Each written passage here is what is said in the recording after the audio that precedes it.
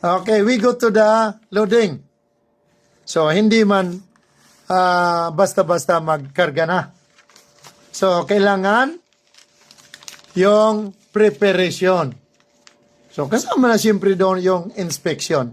So, si Bosen, expert ito in preparing cargo hold.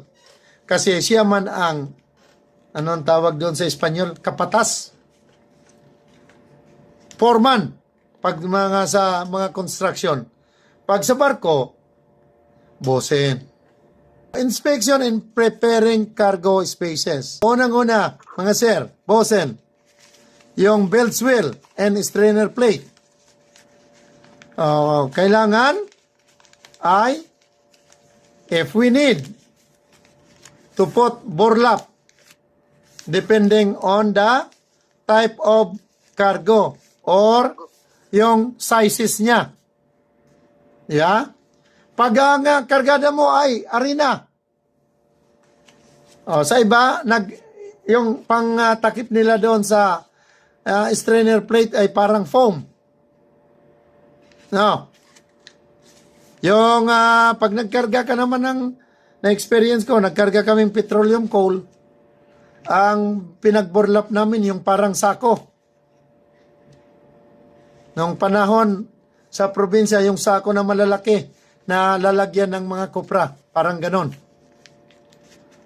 Pag naglagay tayong strainer plate, make it sure na malinis yung belt wheel natin. So, kaya yung pag nagburlap tayo, kailangan na hindi lulusot yung kargo. Bakit? Pag lumusot yung kargo, so patay na. Papunta yan doon sa belts line. No? So, possible na, magkaroon ng clogging or bara. Ganon din sa sounding pipe ng belts. So, last month, may isang trainee dito, nag-share siya. Sir, sabi niya, ang naging problema namin, sunda ng sunda kami. Sabi niya, AB yun, ako ang taga-sunda. Pag sunda ko, ay may tubig lagi. Mataas yung tubig. Tapos, so in-inform yung engine. So, yung engine naman, bomba ng bomba. Hanggang sa yung kargamento na simento, may nasaksyon. So, ano nangyari? Bumara pati sa belts line. Kaya, sa mga AB, Bosen, to all of you, pag nagsunda tayo at may tubig, kailangan, tingnan natin yung sounding tape. Ito ba'y tama yung ibinaba ko?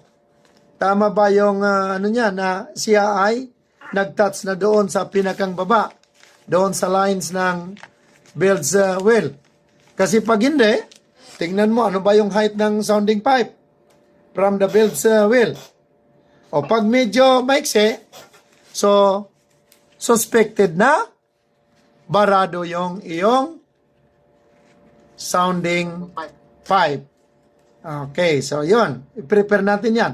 So, cargo space fittings. So, kailangan all in good order. Sabi nga sa pag nag-logbook doon inspection, found satisfactory, all working good condition. Hindi lang working good condition, may islas kama, satisfactory. So, prevent dust entering. Ito, yung ventilators. Lahat natin yan, boss, and ABOS, kailangan i-check natin yon. Whether, regardless of type of our cargo. Kasi, base sa history, the risk assessment ay nangyari dahil dito sa ventilators na to. One of the ship encountered a strong typhoon in southern part of Japan. So yung barko na yon ay lumubog. Then nung nag-conduct ng investigation, the result of the investigation ay nakita nila na yung ventilators ay wala ng mga takip. Then they suspected that the water, the seawater, entering the cargo hold that caused overloading of the ship. Na yun yung sa sira ng structural. So na-overload, hindi na yung barko hanggang sa lumubog, no one survived. Kaya dito, hindi lang yung condition ng pati na yung di ba, may mga ventilators tayo na ang takip, yung may hinges. Mamaya, pag hinampas yun ng alon, yun pala ay, yung tornilyo ay, kaunti na lang, gabuhok na lang yung nakakapit. Pag hinampas yun ng alon, ay, matatanggal yon. What will happen? So, free na yung tubig pumasok. And aside from that, yung mga rubber gasket, kaya maigpit ang mga inspector niyan, kaya huwag tayong matense or may stress pag may inspector, because the inspector is in our side looking for our ship to make it sure that we are on a safe side. Kaya yung mga rubber gasket natin, kailangan ay yung water integrity pag nakasara yun. Kasi pag maalon, ano ang gagawin ni Chipmate? Uutusan si Bosen na isara lahat kasi posibleng pumasok yung seawater, lalo na pag nagda-dive na yung barko sa dagat. Okay. Hindi lang yon, pati na yung hatch cover, rubber packing, as well as the cleats. Naalala ko tuloy yung nag-inter-island ako noong 2016 dito sa Pisac. Pag depart namin ng Manila, ikot ako sa baba kasi kasasampa ko lang . Abay, nakita ko yung hatch cover. Wala man lang naka-clits na ni isa. Tapos, 3 patong yung container. Tapos, tinawag ko si Chipmate. Sabi ko, Chip, engage mo nga yung mga clits. Sir, matagal na ako dito. Dito na ako nagkaputi ng buhok. Hindi naman namin nilalagayan. Kasi dagdag trabaho pa.